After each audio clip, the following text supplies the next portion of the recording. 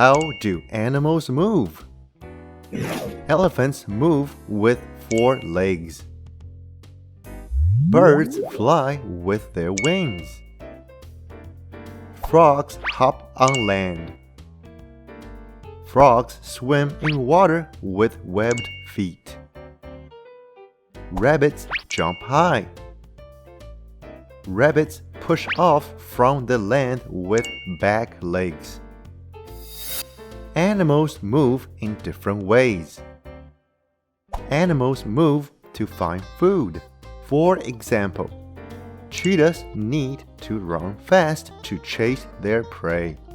They are the fastest animals on land. Animals move to find somewhere safe to rest and sleep. Animals move to find family members or a mate. What inventions were inspired by animals? Velcro is useful in our daily life. A man found burrs stuck to his dog's hair, and then he invented Velcro. The albatross rarely flaps its wings to fly.